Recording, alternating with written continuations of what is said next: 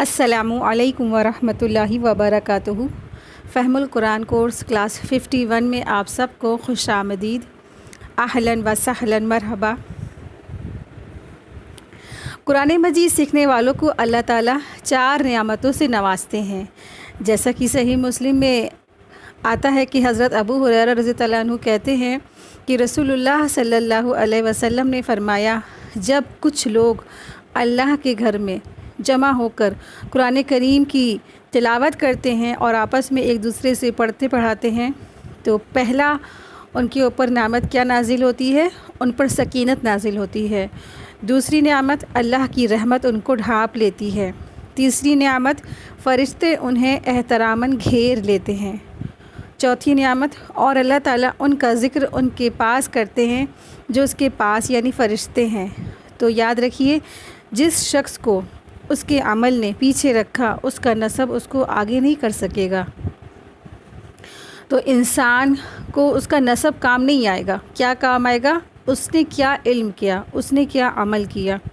تو اس طرح سے جو اللہ کی جو نعمتیں ان کو ملیں گی جو قرآن کریم کو پڑھتے پڑھاتے ہیں اور اس کو سمجھ کر پڑھتے ہیں، تو ان کے اوپر اللہ تعالیٰ یہ 4 نعمتیں عطا فرمائیں گے۔ تو اللہ تبارک تعالیٰ سے دعا ہے کہ اللہ تبارک تعالیٰ ہم سب کو بھی ان نعمتوں پانے والے میں شامل فرما دے، آمین یا رب العالمین۔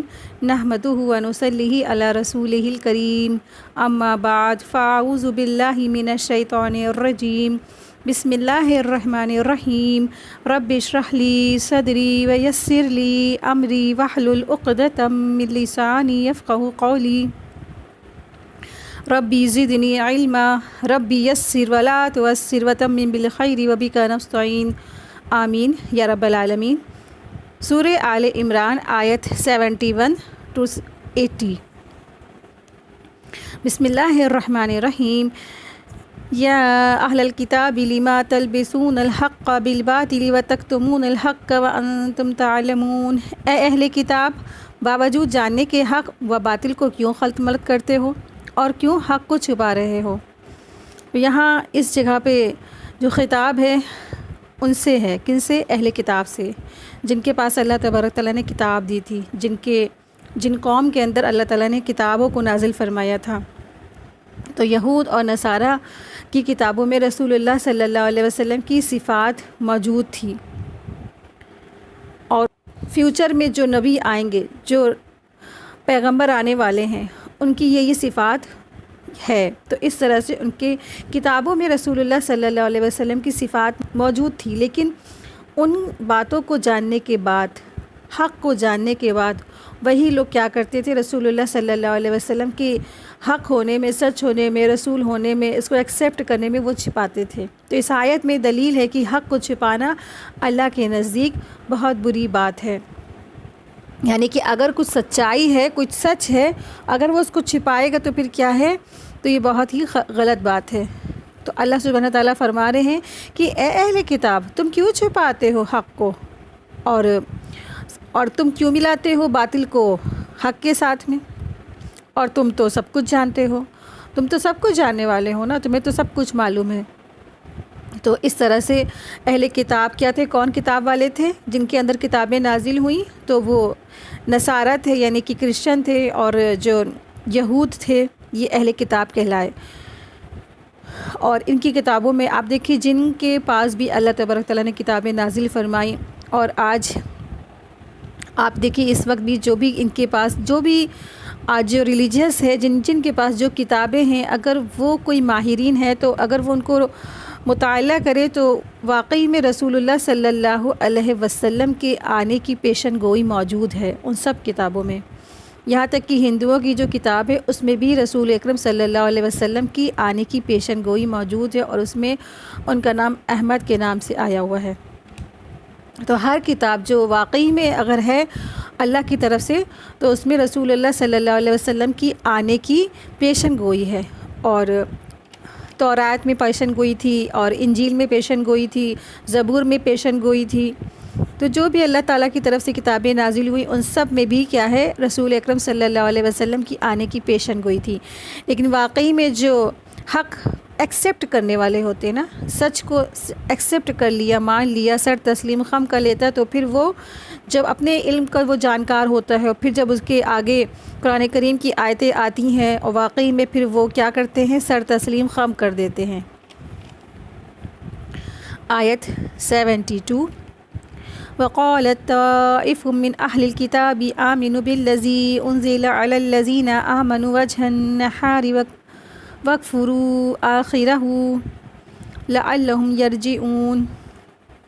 اور اہل کتاب کی ایک جماعت نے کہا کہ جو کچھ ایمان والوں پر اتارا گیا ہے اس پر دن چڑھتے تو ایمان لاؤ اور شام کے وقت کافر بن جاؤ تاکہ یہ لوگ بھی پلٹ جائیں۔ یہاں اہل کتاب کی ایک نئی سازش کا ذکر کیا جا رہا ہے۔ ان کی کیا سازش تھی، کیا مقصد تھا کہ یہ خود جو ہے مسلمان ہوتے تھے، ایمان لے آتے تھے اور شام کے وقت اس ایمان لانے کو رد کر دیتے تھے۔ یعنی کہ ان کی سازشوں کا مقصد کیا تھا کہ سیدھے سادے مسلمانوں کے دلوں میں اسلام کی حقیقت یا سچائی کے بارے میں شک پیدا کرنا تھا اور وہ مسلمانوں کو گمراہ کرنا چاہتے تھے۔ تو انہوں نے آپس میں یہ طے کیا، یہ پلاننگ کی کہ ان کے کچھ آدمی صبح کے وقت ایمان لائیں گے اور ایمان لانے کا پلاننگ کریں گے اور لوگوں کے ساتھ نماز پڑھیں گے، پھر شام جب ہوتی تو وہ اس دین سے پھر جاتے، پلٹ جاتے۔ اس کا رزلٹ کیا ہوتا کہ کچھ کمزور مسلمان یہ سمجھیں گے کہ یہ لوگ اہل علم ہیں اور اہل کتاب ہیں، ان کی نیت حق پانے کی تھی، اور جب کہ انہیں اسلام قبول کرنے کے بعد اسے چھوڑ دیا، تو اس کا مطلب یہ ہے کہ وہ جانتے ہیں کہ اسلام سچا دین نہیں ہے، تاکہ یہ لوگ ایسی پلاننگ کر رہے تھے کہ جو اوروں کے دلوں میں اسلام کے بارے میں شک و شکوک اور جو ہے اس کے خلاف پلاننگ کر سکے، یعنی کہ دوسروں کے دلوں میں اسلام کے خلاف شک ڈال سکے کہ اسلام سچا دھرم نہیں ہے، اسلام حق نہیں ہے۔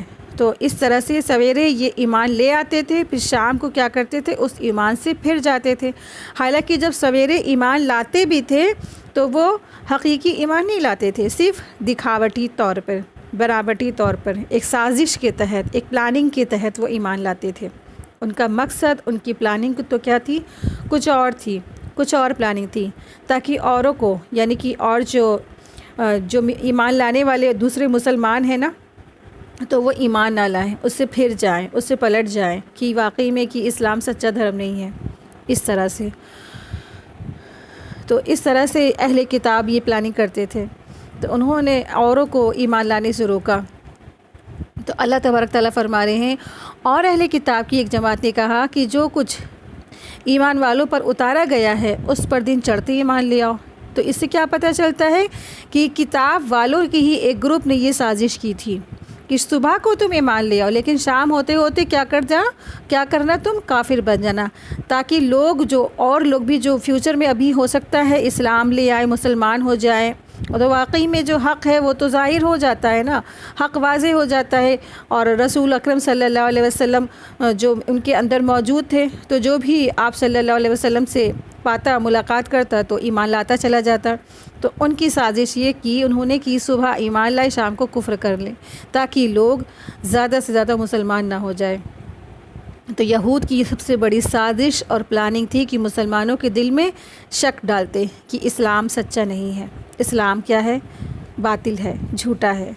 یہ ان کی پلاننگز تھی تاکہ زیادہ سے زیادہ لوگوں کو ایمان لانے سے روکا جا سکے۔ آیت 73 وَلَا تُؤْمِنُوا إِلَّا لِمَنْ تَبِعَ دِينَكُمْ قُلْ إِنَّ هُدَى اللَّهِ هُدَى اللَّهِ أَن يُؤْتَ أَحَدٌ مِثْلَ مَا أُوتِيتُمْ أَوْ يُحَاجُّوكُمْ عِندَ رَبِّكُمْ قُلْ إِنَّ الْفَضْلَ بِيَدِهِ اللَّهُ يُؤْتِيهِ مَن يَشَاءُ وَاللَّهُ وَاسِعٌ عَلِيمٌ۔ اور سوائے تمہارے دین پر چلنے والوں کے اور کسی کا یقین نہ کرو، آپ کہہ دیجئے کہ بے شک ہدایت تو اللہ ہی کی ہدایت ہے۔ اور یہ بھی کہتے ہیں کہ اس بات کا بھی یقین نہ کرو کہ کوئی اس جیسا دیا جائے جیسا تم دیے گئے ہو، یا یہ کہ یہ تم سے تمہارے رب کے پاس سے جھگڑا کریں گے۔ آپ کہہ دیجئے کہ فضل تو اللہ تعالیٰ ہی کے ہاتھ میں ہے، وہ جسے چاہے اسے دے، اور اللہ تعالیٰ وسعت والا ہے اور جاننے والا ہے۔ یہ آپس میں انہوں نے ایک دوسرے کو کہا کہ وَلَا تُؤْمِنُوا إِلَّا لِمَنْ تَبِعَ دِينَكُمْ، اور سوائے تمہارے دین پر چلنے والوں کے کسی اور کا یقین نہ کرو۔ تو یہ آپس میں ایک دوسرے کو کہتے تھے، جو جیوس تھے، جو بنی اسرائیل تھے، جو اہل کتاب تھے، آپس میں ایک دوسرے سے کیا تاکید کرتے تھے؟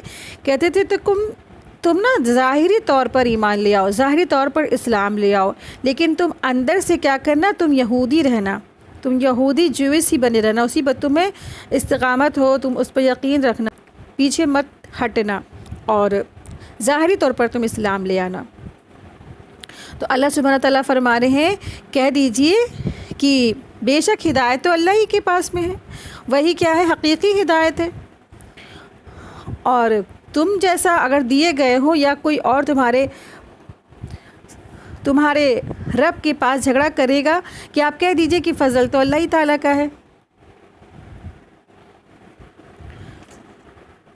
تو اس طرح سے یہود زبردست پلاننگ کرتے تھے، مسلسل ان کی پلاننگ کیا تھی کہ رسول اللہ صلی اللہ علیہ وسلم کے خلاف کام کرنا ہے، ان کے خلاف جو ہے لوگوں کو غلبہ لانا ہے، ان کے خلاف، دین کے خلاف، اسلام کے خلاف کیا کرنا ہے؟ ایک پلاننگ زبردست سازشیں کرنا ہے، اور اندر ہی اندر وہ ایک دوسرے کو یہ بھی تاکید کرتے تھے کہ نا تم واقعی میں تم لانا تو اگر اسلام تو اوپری طور پہ لانا، اندر سے تو تمہارا کیا ہوگا؟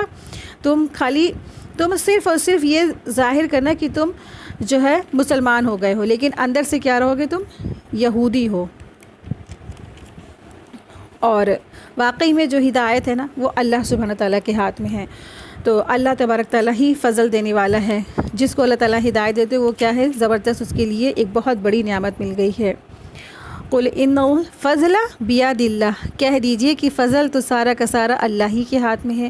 یُؤْتِیہِ مَن یَشَاءُ، وہ جس کو چاہتا ہے وہ اس کو عطا فرماتا ہے، اور اللہ تعالیٰ بڑی وسعت والا، بڑا علم والا ہے، تو جسے چاہتا ہے وہ اس کو دے دیتا ہے، جس کو چاہتا ہے وہ اس کو ترجیح دیتا ہے، جسے چاہتا ہے وہ چن لیتا ہے۔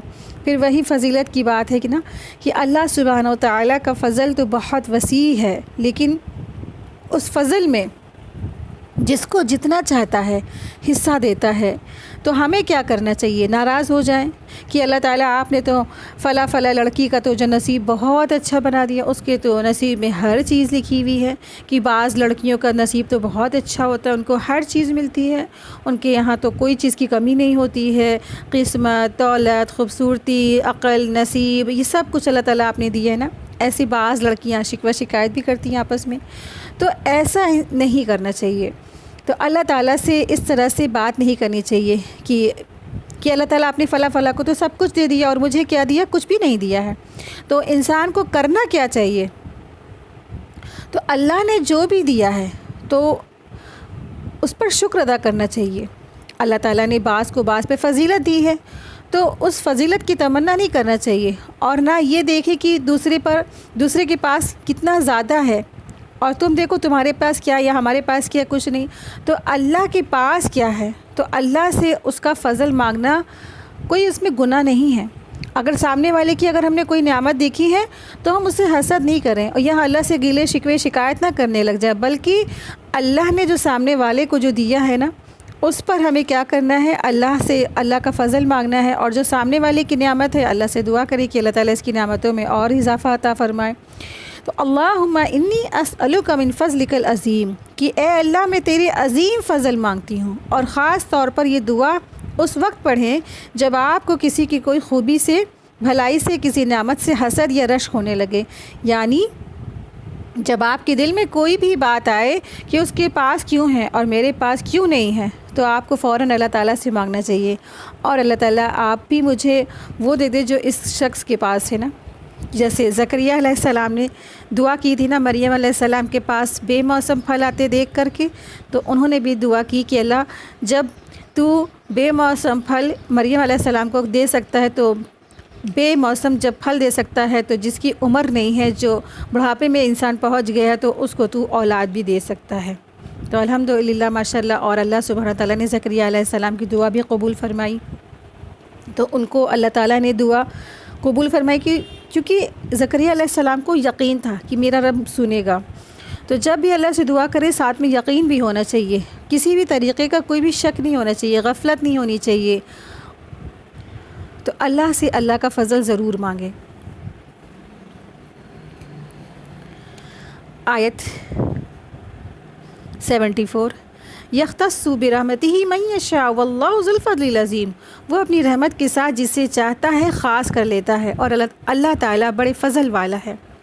تو اللہ سبحانہ و تعالیٰ جس کو چاہتا ہے اپنے لیے خاص کر لیتا ہے نا، اور جس کو خاص کر لیتا ہے تو اسے کیا کرتا ہے اللہ تعالیٰ؟ دین کی سمجھ عطا فرما دیتا ہے، علم عطا فرما دیتا ہے، اپنی پہچان عطا فرما دیتا ہے۔ لیکن اللہ سبحانہ تعالیٰ ہر ایک کو یہ جو علم ہے، یہ دین کا علم ہے، یہ حدیث کا علم ہے، ہر ایک کو نہیں دیتا، خاص لوگوں کو دیتا ہے۔ اللہ کے جو چنندہ لوگ ہوتے ہیں، اللہ جن کو پسند کرتا ہے، جن سے محبت کرتا ہے، اللہ تبارک تعالیٰ ان کو اس کاموں کے لیے مخصوص کر لیتا ہے، چن لیتا ہے۔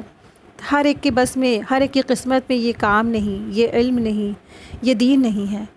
تو سلیکٹڈ لوگ ہوتے ہیں جس کے لیے اللہ تعالیٰ ان کو چنتا ہے۔ اسی طرح سے انبیاء کرام بھی تھے، اللہ تبارک تعالیٰ نے ان کو چنا، اور پھر ان کے بعد جو صحابہ تھے اللہ تبارک تعالیٰ نے ان کو بھی سلیکٹ کیا۔ اس کے بعد تابعی، علماء، عالم، اور جو بھی کوئی اللہ کے دین کو پڑھے گا، قرآن کریم اور سنت کو پڑھے گا، پڑھائے گا، تو یہ سب کیا ہے؟ اللہ کی رحمت کی، وہ سب خاص ہوتے ہیں، مخصوص ہوتے ہیں۔ اور اللہ تعالیٰ بہت بڑے فضل والا ہے، جس کو چاہتا ہے وہ اپنے فضل کے لیے خاص کر لیتا ہے۔ آیت 75، وَمِنْ أَهْلِ الْكِتَابِ مَنْ إِنْ تَأْمَنْهُ بِقِنْطَارٍ يُؤَدِّهِ إِلَيْكَ وَمِنْهُمْ مَنْ إِنْ تَأْمَنْهُ بِدِينَارٍ لَا يُؤَدِّهِ إِلَيْكَ إِلَّا مَا دُمْتَ عَلَيْهِ قَائِمًا ذَلِكَ بِأَنَّهُمْ قَالُوا لَيْسَ عَلَيْنَا فِي الْأُمِّيِّينَ سَبِيلٌ وَيَقُولُونَ عَلَى اللَّهِ كَذِبًا وَهُمْ يَعْلَمُونَ۔ بعض اہل کتاب تو ایسے ہیں کہ اگر انہیں تو خزانے کا امین بنا دے تو بھی وہ تجھ سے واپس کر دیں گے، اور ان میں سے بعض ایسے بھی ہیں کہ اگر تو انہیں 1 دینار بھی امانت دے تو تجھے ادا نہ کریں گے۔ ہاں، یہ بات اور ہے کہ تو اس کے سر پر ہی کھڑا رہے، یا یہ کہ اس لیے کہ انہوں نے کہہ رکھا ہے کہ ہم پر تو جاہل یعنی غیر یہودی کے حق کا کوئی گناہ نہیں ہے۔ یہ لوگ باوجود جاننے کے اللہ تعالیٰ پر جھوٹ کہتے ہیں۔ یہاں پر اس آیت کریمہ میں یہود کی ایک اور جو ایک برائی تھی اس کے بارے میں ذکر ہو رہا ہے کہ ان کے اندر کیا تھا۔ وہ یہ سمجھتے تھے کہ یہود کے علاوہ ہم دوسرے جتنے بھی غیر یہود ہیں ان کا جو ہے مال ہڑپ لے یا رکھ لے، ہم پر کوئی بھی پکڑ نہیں ہے۔ لیکن اس میں بھی کیا تھے؟ کچھ لوگ ایماندار بھی ہوتے تھے۔ تو پچھلی آیتوں میں یہودیوں کی دینی خیانت کا ذکر تھا، اب ان کی مالی خیانت کا بھی ذکر ہو رہا ہے۔ اللہ تبارک تعالیٰ نے خبر دی ہے کہ ان میں سے کچھ ایسے ہوتے ہیں جن پر پورا بھروسہ کیا جا سکتا ہے، اور کچھ ایسے ہوتے ہیں جن پر 1 دینار کا بھی بھروسہ نہیں کیا جا سکتا ہے۔ عدی بن حاتم کا قول ہے، آیت میں امانت دار اہل کتاب سے مراد نصارہ اور خیانت کرنے والوں سے مراد یہود ہیں۔ یہ یہود لوگوں سے کہتے تھے کہ امیین یعنی عربوں کا مال کسی بھی طرح سے لینا جائز ہے کیونکہ یہ لوگ مشرک ہیں، حالانکہ یہ سراسر جھوٹ ہے، اللہ تبارک تعالیٰ پر الزام ہے۔ اللہ تعالیٰ کبھی بھی کسی کو دوسرے کا مال لے لینے کو جائز قرار نہیں کرتا۔ اللہ کے رسول صلی اللہ علیہ وسلم نے فرمایا، جس نے کوئی مال حاصل کرنے کے لیے جھوٹی قسم کھائی وہ اللہ سے اس حال میں ملے گا کہ اللہ اس پر ناراض ہوگا۔ تو اس طرح سے یہ جو یہود تھے اپنے فائدے کے لیے اپنے من مانے ہیلے بہانے بنا کر کے لوگوں سے کیا کرتے تھے، لوگوں کے ساتھ جھوٹ کرتے تھے اور اپنی مرضی سے فتوے لگا کے اپنی مرضی سے اپنے من مانے طریقے سے ہیلے بہانے لگا کر کے دنیاوی فائدے اٹھا لیتے تھے۔ امیین یعنی کہ ان پڑھ لوگ ہیں، جاہل لوگ ہیں، تو اس سے مراد جو ہے عرب کے مشرکین ہیں، کیونکہ عرب کے جو مشرکین تھے ان کے درمیان کافی ٹائم تک کہ کوئی بھی رسول نہیں آیا تھے۔ اسماعیل علیہ السلام کے بعد کوئی بھی رسول نہیں آیا تھا، اور جب رسول آئے تو وہ کون آئے؟ رسول اللہ صلی اللہ علیہ وسلم آئے۔ تو کافی 1000 سال کے بعد رسول اللہ صلی اللہ علیہ وسلم مشرکین عرب کے اندر آئے، لیکن یہود کے بیچ میں کیا تھا؟ یہود میں مسلسل رسولوں کا آنا رہا، ایک کے بعد ایک پیغمبر آتے رہے اور ایک وقت میں کئی پیغمبر آئے، تو یہود جو یہ سمجھتے تھے کہ ہم مشرکین عرب کے جو ہے مال ہڑپ کر سکتے ہیں، ہم پر اس پہ کوئی گناہ نہیں ہے، تو وہ اس طریقے کے دعوے کرتے تھے، چونکہ مشرکین کے لیے ان کا مال کیا ہے، ہڑپ کر لینا جائز ہے، اس پر ان کے لیے کوئی گناہ نہیں ہے۔ اللہ تعالیٰ نے فرمایا یہ تو اللہ پر جھوٹ بولتے ہیں، اللہ تعالیٰ کس طرح کسی کا مال ہڑپ کرنے کی اجازت دیتا ہے؟ بلکہ بعض تفسیری روایت میں یہ بھی ہے کہ نبی کریم صلی اللہ علیہ وسلم نے فرمایا اللہ کے دشمنوں نے جھوٹ کہا، زمانہ جاہلیت کی تمام چیزیں میری قدموں تلے ہیں سوائے امانت کے ہیں کہ وہ ہر صورت میں ادا کی جائے گی، چاہے وہ کسی نیکی کار کا ہو یا بدکار کا ہو۔ افسوس ہے کہ آج یہودیوں کی طرح آج بعض مسلمان بھی مشرکین کا مال ہڑپ کرنے کے لیے کہتے ہیں کہ ہمارے لیے یہ جائز ہے، کہ دارالحرب کے جو لوگ ہیں ان کا جو سود ہے وہ ہمارے لیے جائز ہے نا، تو غیر اسلامک کنٹری میں ہم ہیں تو ہم ان کا جو سود وغیرہ کا جو کاروبار ہے ہمارے لیے جائز ہے، تو یہ بھی کیا ہے، بالکل ناجائز ہے۔ تو انسان اس طرح سے ہیلے حوالے دے کر کے آج بھی لوگ غلط کام کر لیتے ہیں، اور اس وقت بھی لوگ غلط کو جائز قرار دیتے تھے۔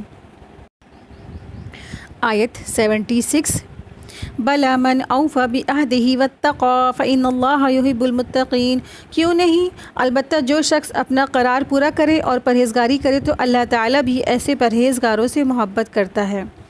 تو کچھ لوگ ایسے ہیں جو اللہ کے عہد کو پورا کرتے ہیں، تو اللہ کے جو کیے ہوئے وعدے ہیں ان کو پورا کرتا ہے، تو پھر وہ شخص کیا ہے، اللہ تبارک تعالیٰ پھر ایسے لوگوں سے محبت کرتا ہے۔ یعنی جو شخص اللہ کے کیے ہوئے عہد کو پورا کرے گا اور تقوی اختیار کرے گا تو اللہ تبارک تعالیٰ ایسے تقوی والوں سے محبت کرتا ہے۔ آیت 77، ان الذین یشترون بعہد اللہ وایمانہم ثمنا قلیلا اولئک لا خلاق لهم فی الآخرہ ولا یکلمہم اللہ ولا ینظر الیہم یوم القیامہ ولا یزکیہم ولہم عذاب علیم، بے شک جو لوگ اللہ تعالیٰ کے عہد اور اپنی قسموں کو تھوڑی سی قیمت پر بیچ ڈالتے ہیں ان کے لیے آخرت میں کوئی حصہ نہیں ہے۔ اللہ تعالیٰ نے ان سے بات چیت کرے گا، نہ ان کی طرف قیامت کے دن دیکھے گا، نہ انہیں پاک کرے گا، اور ان کے لیے دردناک عذاب ہے۔ مذکورہ جو افراد کے برعکس دوسروں کا حال بیان کیا گیا ہے، یعنی یہاں پر ایک تو جو دو طرح کے لوگوں کی بات کہی جا رہی ہے کہ ایسے لوگوں کی بات ہے جو اللہ کی آیات کو بیچ دیتے ہیں تھوڑی سی قیمت میں، اور صرف دنیاوی فائدوں کے لیے، ان کو دنیاوی فائدے دکھتے ہیں اور ان کو دنیا چاہیے ہوتی ہے، تو تھوڑی سی قیمت میں وہ اس طرح سے فتوے اور اللہ کی آیات کو خرید فروخت کا کام کرتے ہیں۔ تو اس آیت کریمہ میں اللہ تعالیٰ نے ان لوگوں کے بارے میں خبر دی ہے جو دنیا کی حقیر فائدوں کے لیے جھوٹی قسمیں کھاتے ہیں اور اللہ سے کیے ہوئے وعدوں کا لحاظ بھی نہیں رکھتے ہیں، تو انہیں آخرت میں کوئی بھلائی نصیب نہیں ہوگی، نہ اللہ تعالیٰ ان سے بات کرے گا، نہ ان کی طرف دیکھے گا، یعنی ان سے سخت ناراض ہوگا اور ان کے لیے دردناک عذاب ہے۔ امام بخاری نے عبداللہ بن ابی اوفا سے روایت کی ہے کہ ایک آدمی بازار میں ایک سامان لے آیا اور قسم کھائی کہ اس نے اتنی قیمت میں خریدا تھا، اس کا مقصد ایک مسلمان کو پھنسانا تھا، تو وہ سامان خرید لے تاکہ جب وہ سامان خرید لے رہا تو یہ آیت نازل ہوئی، یعنی کہ جھوٹی قسم کھا کر اپنے سامان بیچنے والوں کے لیے اللہ تبارک تعالیٰ نے یہ آیت نازل فرمائی کہ جھوٹی قسم کھا کر کے کیا نہیں کرنا ہے، مسلمانوں کو بیوقوف نہیں بنانا ہے، مسلمانوں کو فراڈ نہیں کرنا، مسلمانوں کے ساتھ یا کسی بھی انسان کے ساتھ جھوٹ فریب مکاری نہیں کرنی ہے۔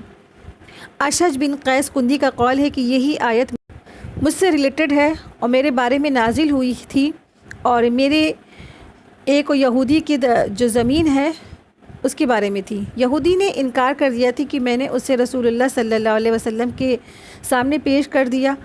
آپ صلی اللہ علیہ وسلم نے مجھ سے پوچھا کہ کیا تمہارے پاس کوئی دلیل ہے؟ میں نے کہا نہیں، تو آپ نے یہودی سے کہا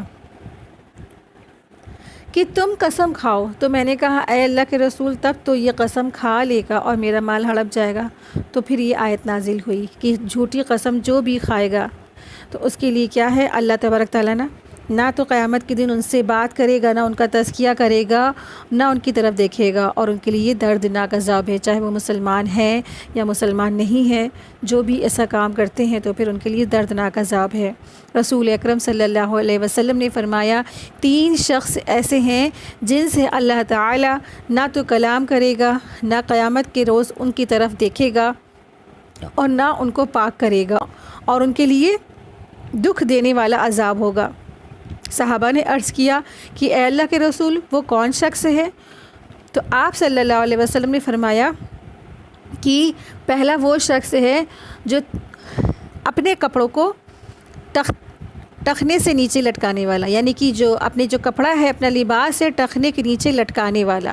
دوسرا وہ شخص جو اپنے سودے کو جھوٹی حقیقت کے اپوزٹ قسم کھا کر کے بیچنے والا، یعنی کہ جھوٹ بول کر اپنا سامان کو بیچنے والا۔ تیسرا وہ شخص ہے کہ احسان کر کے جتلانے والا، کسی پر کوئی احسان کرے اور وہ جتلائے۔ پھر اسی طرح سے ایک اور حدیث میں آتا ہے کہ رسول اللہ صلی اللہ علیہ وسلم نے فرمایا جس شخص نے جھوٹی قسم کھائی تاکہ کسی مسلمان شخص کے مال کو ناحق حاصل کر لے تو وہ اللہ تعالیٰ سے اس طرح ملاقات کرے گا کہ اللہ تعالیٰ اس سے سخت ناراض ہوگا۔ اللہ اکبر۔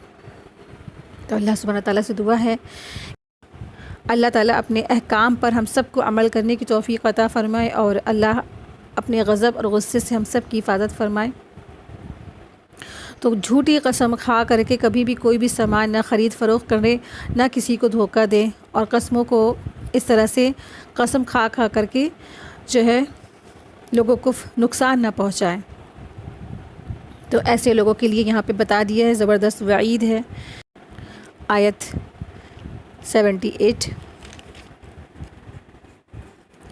وَإِنَّ مِنْهُمْ لَفَرِيقًا يَلْؤُونَ أَلْسِنَتَهُمْ بِالْكِتَابِ لِتَحْسَبُوهُ مِنَ الْكِتَابِ وَمَا هُوَ مِنَ الْكِتَابِ وَيَقُولُونَ هُوَ مِنْ عِنْدِ اللَّهِ وَمَا هُوَ مِنْ عِنْدِ اللَّهِ وَيَقُولُونَ عَلَى اللَّهِ الْكَذِبَ وَهُمْ يَعْلَمُونَ۔ یقیناً ان میں سے ایسا ایک گروہ ہے، وہ بھی ہے جو کتاب پڑھتے ہیں، کتاب پڑھتے ہوئے اپنی زبانوں کو مروڑتا ہے تاکہ تم اللہ سے کتاب ہی کے عبارت خیال کرو، تاکہ تم اسے کتاب ہی کی عبارت خیال کرو، حالانکہ دراصل وہ کتاب میں سے نہیں ہے، اور یہ کہتے بھی ہیں کہ وہ اللہ تعالیٰ کی طرف سے ہے، حالانکہ وہ دراصل وہ اللہ تعالیٰ کی طرف سے بھی نہیں ہے، وہ تو دانستہ اللہ تعالیٰ پر جھوٹ بولتے ہیں۔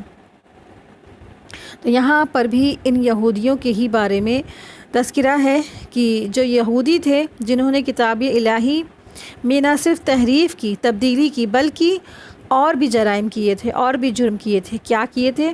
زبان کو مروڑ، یعنی کہ مشکل الفاظ زبان سے نکال کر کے اس طرح سے لوگوں کے بیچ میں اس کی ترجمہ اور تفسیر بیان کرتے تھے کہ، اور اس کے بعد کہتے تھے کہ یہ سب کچھ اللہ کی طرف سے ہے۔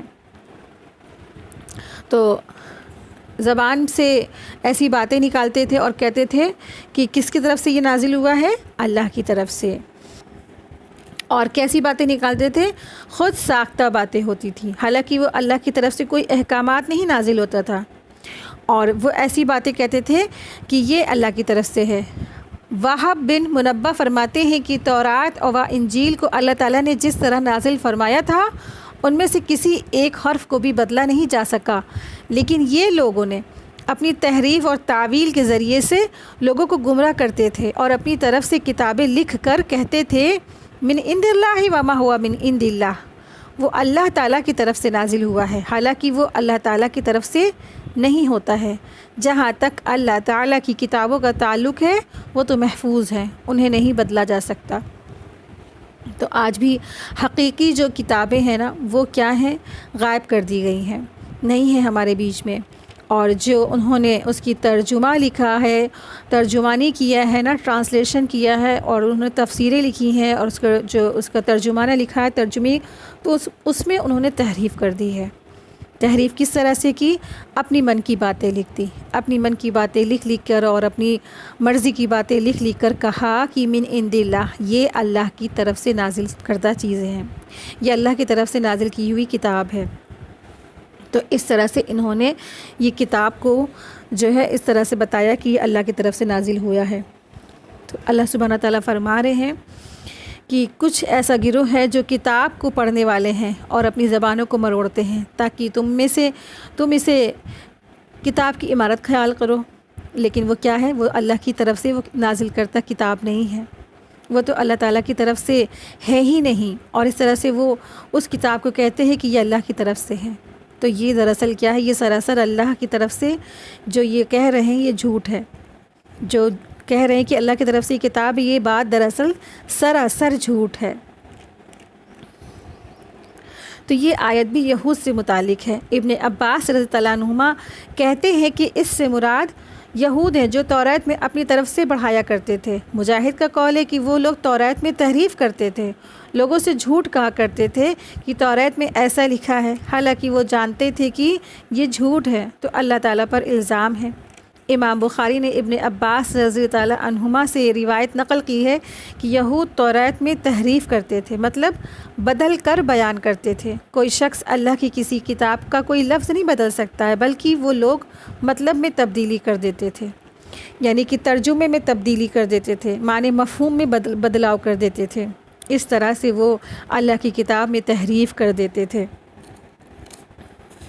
اور آج افسوس ہے کہ آج امت مسلمہ بھی اسی طرح سے اسی میں ہی مبتلا ہو چکی ہے کہ بہت سے آج کے علماء ہیں اور جو امیین جو آج مسلمان ہیں، جو آج امی کے کیٹیگری میں ہی ہیں، مسلمان بھی پڑھنا لکھنا نہیں جانتے ہیں، دینی علوم تو بالکل نہ کے برابر ہے، اور کسی بھی علم میں آج دیکھیں کہ امت مسلمہ آگے نہیں ہے، چاہے آپ دنیاوی لے لیں، چاہے آپ دین کا لے لیں، چاہے آپ ٹیلنٹ لے لیں، امت مسلمہ تو پھر کیا ہے؟ وہ تو انسٹا فیس بک میں ناچ گانوں میں تھرک رہا ہے، ہر کوئی اسی پہ کمپٹیشن میں لگا ہوا ہے کہ بس میں سب سے زیادہ آگے بڑھ جاؤں۔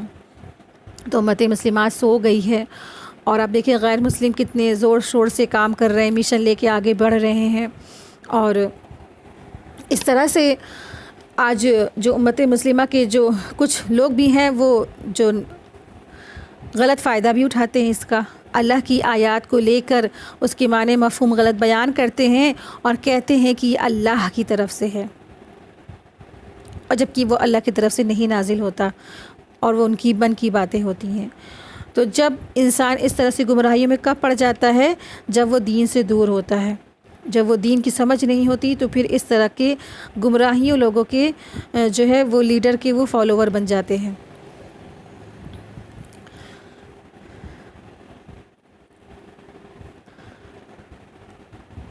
تو اس طرح کے جو لیڈر ہیں ان سے بچنا چاہیے انسان کو، اور جو اس طرح کے جو ان کی من مانی بات بتاتے ہیں نا، تو اس کے لیے ہم کیسے سمجھیں گے کہ یہ جو لیڈر ہے غلط بات بتا رہا ہے، کہ ہم کیسے جانیں گے؟ تو آپ دیکھیں کہ قرآن کریم جب بھی آپ کو کوئی جب قرآن سے جوڑتا ہے تو اس کی نشانی یہی ہے کہ وہ آپ کو اللہ سے جوڑے، اللہ سے تعارف کرائے، اللہ کی پہچان کرائے، اور اللہ کی معرفت کرائے، اور حدیث اور قرآن سنت سے آپ کو بات بتائے۔ تو یہ سمجھ لیجئے کہ یہ صحیح ہے، اور اس سے ہٹ کر الگ غلط باتیں بتا رہا ہے، کچھ بھی دلیل نہیں ہے، بغیر دلیل کی بات بتائی جا رہی، سمجھائی جا رہی، تو پھر اور وہ جو شخص ہے آپ کو اپنے سے جوڑ رہا ہے، اپنی تعریف بتاتا ہے، اپنے بارے میں صرف بتاتا ہے، صرف اپنی تعریف، اور حدیث کا بھی کوئی ذکر نہیں، کچھ بھی نہیں، کوئی بات ہے تو ان آتھینٹک ہے، اور وہ چاہتا ہے کہ بس میری ہی واہ واہی کی جائے اور میرے آگے جھکا جائے، سجدہ کیا جائے، اس طرح سے۔ تو سمجھ لیجئے کہ بہت زبردست یہ گمراہ فرقہ ہے۔ تو آج بھی بہت سارے لوگ ایسے ہیں جو گمراہ ہو چکے ہیں، اللہ سبحانہ تعالیٰ ان کو ہدایت عطا فرمائے۔ تو کافی فتنہ پھیلا ہوا ہے آج بھی، اور اس وقت بھی اسی طرح سے پھیلا تھا۔ آپ دیکھیں کہ بہت سے لوگ ایسے جنہوں نے خود سے کتابیں لکھی، اور یہاں تک کہ تلسی داس نے اور جو رام چرت مانس لکھا، جو بھی کتابیں لکھی، سب نے اپنے ہاتھوں سے لکھی، اور ایسی کتابیں لکھی کہ جو پڑھنے والے ہوئے، اور جو پڑھنے والے تھے انہوں نے کتابیں جب پڑھی تو ان کے جو کیریکٹر تھے ان کو واقعی میں انہوں نے بھگوان کا درجہ بھی دے دیا، حالانکہ وہ اللہ کی طرف سے نہیں تھا، اللہ کی طرف سے تو نہیں تھا نا۔ لکھنے والا کون تھا؟ ایک انسان، اس نے ایسا لکھا، اور جو پڑھنے والے تھے انہوں نے کیا کیا؟ پڑھنے والوں نے جو اس کے کیریکٹر تھے رام اور سیتا، ان کو بھگوان کا درجہ دے دیا، حالانکہ وہ کیا تھے؟ وہ کچھ بھی نہیں تھے، ایک معمولی انسان تھے نا۔ اسی طرح سے جو ہے یہود کے علماء تھے، انہوں نے بھی اسی طرح سے کیا۔ کہ اللہ کی طرف سے نہ نازل ہوا، اور انہوں نے کیا کیا، کہا یہ اللہ کی طرف سے ہے۔ آیت 79، ما کان لی بشر ان یؤتیہ اللہ الکتاب والحکم والنبوۃ ثم یقول للناس کونوا عبادا لی من دون اللہ ولکن کونوا ربانیین بما کنتم تعلمون الکتاب وبما کنتم تدرسون۔ کسی ایسے انسان کو جسے اللہ تعالیٰ کتاب و حکمت اور نبوت دے، یہ لائق نہیں ہے کہ پھر بھی وہ لوگوں سے کہے کہ تم اللہ تعالیٰ کو چھوڑ کر میرے بندے بن جاؤ، بلکہ وہ تو کہے گا کہ تم سب کے سب ربانی بن جاؤ، تمہارے کتاب سکھانے کے باعث اور تمہارے کتاب پڑھنے کے سبب۔ تو یہاں دیکھیے وہی بات بتا دی کہ جو بات کہی جا رہی ہے کہ جو اللہ والا ہے، جو واقعی میں جو اللہ کے جو کنیکشن کرانے والا ہے، جو صحیح ہے، آپ کو کیسے پتہ چلے گا؟ تو وہ آپ کو یہی حکم دے گا کہ تم رب والے بن جاؤ، ربانی بن جاؤ، تم میرے بندے یا میری جو ہے فالوورس نہ بنو، تم مجھے کو سب کچھ نہ جانو، تم حقیقی تم کس کی عبادت کرو؟ صرف اللہ تبارک تعالیٰ کی۔ تو تم اللہ والے بن جاؤ، ربانی نا، کونو ربانی نا، یعنی کہ تم ہو جاؤ اللہ والے۔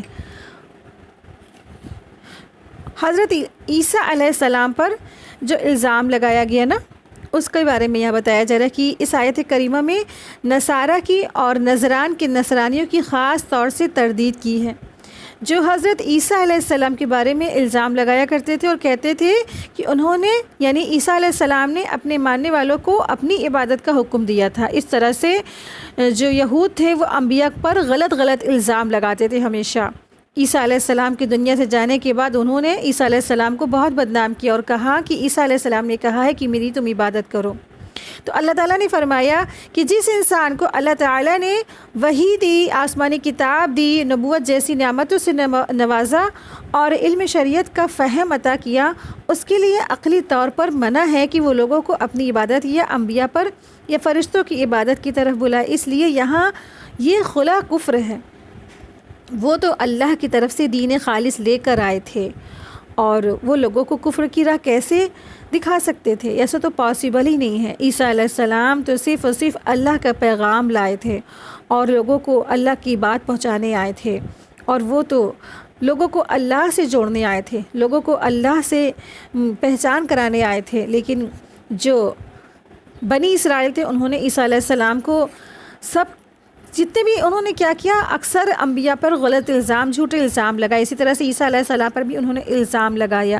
تو یہ جب قرآن مجید کی آیتیں نازل ہوئیں تو اس طرح سے عیسیٰ علیہ السلام کے اوپر جو لگے ہوئے الزام کیا ہو گئے، ہٹ گئے، ختم ہو گئے، اور عیسیٰ علیہ السلام کی تزکیہ ہو گیا۔ عیسیٰ علیہ السلام پہ جو بھی الزام لگائے تھے ان سب کو اللہ تعالیٰ نے ان سب سے عیسیٰ علیہ السلام کو صاف صاف واضح کر دیا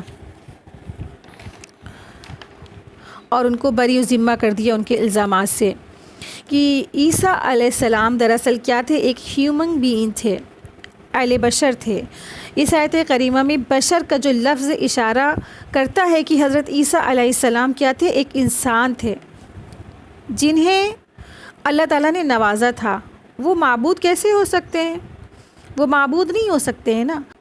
ان کے بعد میں جو لوگوں میں بگاڑ آیا کہ انہوں نے کہا کہ عیسیٰ علیہ السلام ابن اللہ ہے یا خدا ہے، اس طرح سے، تو پھر یہاں پر ان کے جن لوگوں نے عیسیٰ علیہ السلام کو خدا کہا یا معاذ اللہ ان کو بیٹا کہا اللہ کا، ان سب کی باتوں کی یہاں تردید ہے۔ ابن اسحاق، ابن جریر، ابن المنذر اور ابن ابی حاتم نے اور سب کے سب نے دلائل النبوہ میں ابن عباس سے روایت نقل کی ہے کہ علماء یہود اور نذران کے نصارہ رسول اللہ صلی اللہ علیہ وسلم کے پاس جمع ہوئے اور آپ نے انہیں اسلام کی دعوت دی۔ تو ابو رافع کرزی نے کہا کہ اے محمد، کیا تم چاہتے ہو کہ ہم تمہاری عبادت کریں جس طرح نصارہ عیسیٰ علیہ السلام کی عبادت کرتے تھے؟ تو ایک نصرانی نے کہا کہ اے محمد، کیا تم واقعی ہم سے یہی چاہتے ہو؟ تو رسول اللہ صلی اللہ علیہ وسلم نے کہا، اللہ کے سوا اور کسی کی عبادت کرنے کا حکم یا اس طرح کا حکم سے میں اللہ کی پناہ مانگتا ہوں۔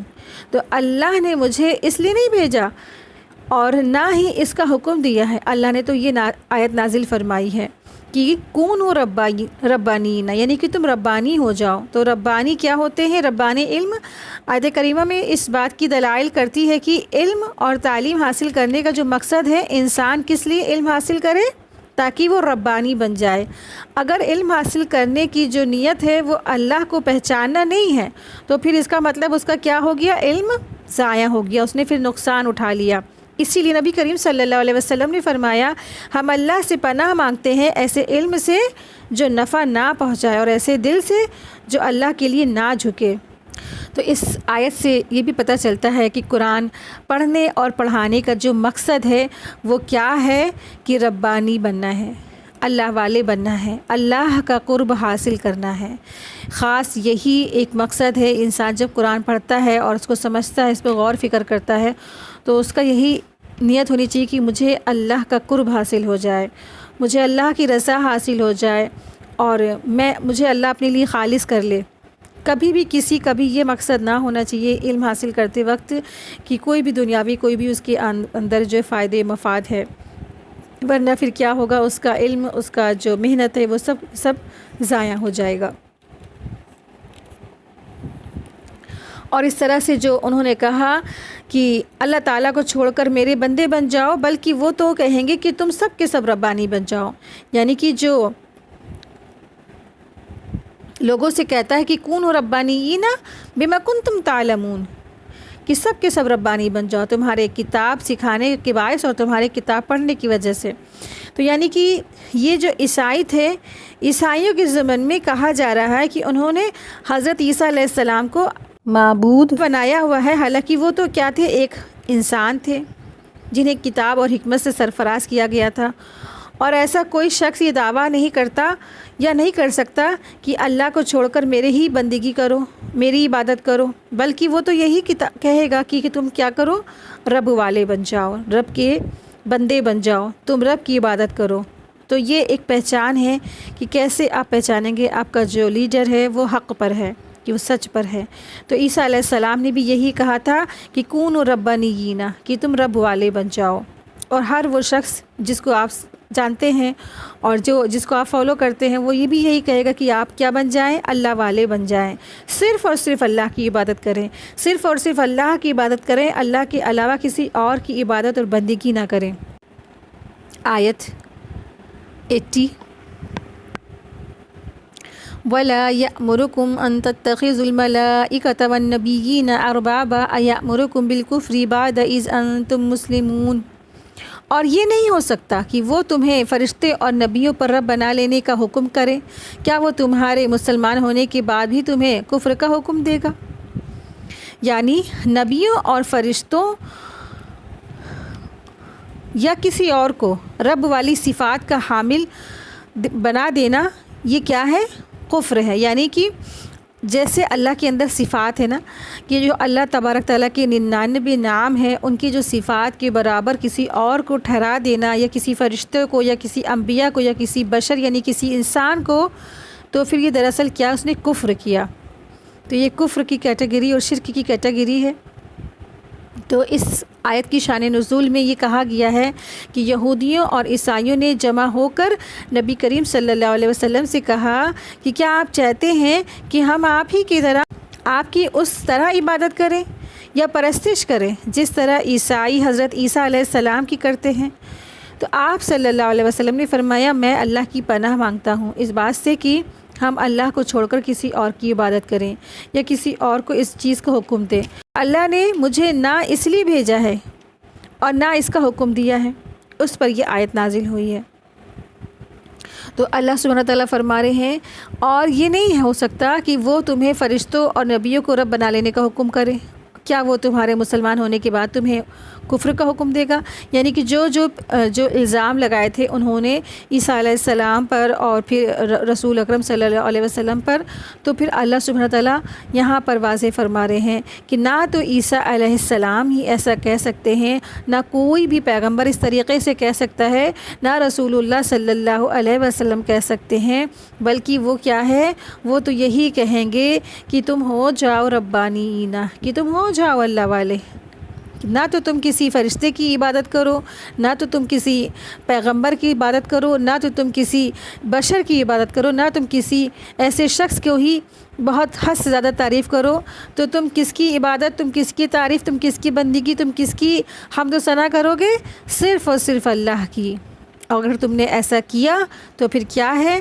تو تم نے کفر کیا۔ تم نے اگر اللہ کو چھوڑ کر اور غیروں کی عبادت کی، تم نے اللہ کو چھوڑ کر اپنے علماء کی اس طرح بات مانی کہ ان کے حرام کو حرام اور حلال کو حلال جانا، پھر تم نے تو پھر کیا کیا؟ اس طرح سے پھر تم نے شرک کر دیا۔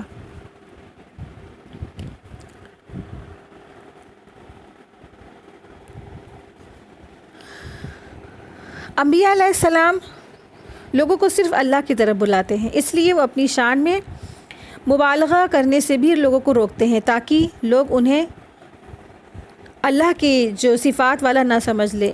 خود نبی اکرم صلی اللہ علیہ وسلم نے فرمایا، مجھے اتنا مت بڑھاؤ کہ میری تعریف میں اتنا مبالغہ نہ کرو جیسے کہ نصارہ نے عیسیٰ علیہ السلام کے بارے میں کیا تھا، میں تو بس اللہ کا بندہ ہوں، تو تم یوں کہا کرو اللہ کا بندہ اور رسول، یعنی کہ آپ صلی اللہ علیہ وسلم نے لوگوں کو اپنی بھی تعریف کرنے سے منع فرمایا ہے۔ یہ صحیح بخاری کی حدیث نمبر 3445 ہے۔ تو اس لیے نبی کریم صلی اللہ علیہ وسلم کی شان میں بھی حد سے زیادہ جو غلو اس سے منع کیا گیا ہے۔ خود رسول اللہ صلی اللہ علیہ وسلم نے بھی منع کیا ہے۔ سب طرح کی تعریف اور تمام تعریف اور صرف اللہ کے لیے ہے، اور رسول اللہ صلی اللہ علیہ وسلم پر اگر ہمیں محبت ہے اور ہم ان پر کچھ کرنا چاہتے ہیں تو ہمیں کیا کرنا ہے؟ ان پر کثرت سے درود شریف بھیجنا ہے، جو ہم نماز کی حالت میں پڑھتے ہیں، درود ابراہیم، اور پھر جو اذان کے بعد کی جو دعا ہے اس کو پڑھیں، وہ رسول اللہ صلی اللہ علیہ وسلم کو فائدہ دے گی۔ اسی کے ساتھ ہی آج کی ہماری کلاس مکمل ہوئی۔ وآخر دعوانا ان الحمد للہ رب العالمین، سبحانک اللہم و بحمدک، اشہد ان لا الہ الا انت، استغفرک و اتوب الیک۔ ربنا تقبل منا انک انت السمیع العلیم وتب علینا انک انت التواب الرحیم۔ السلام علیکم ورحمۃ اللہ وبرکاتہ۔ جزاک اللہ خیرا کثیرا۔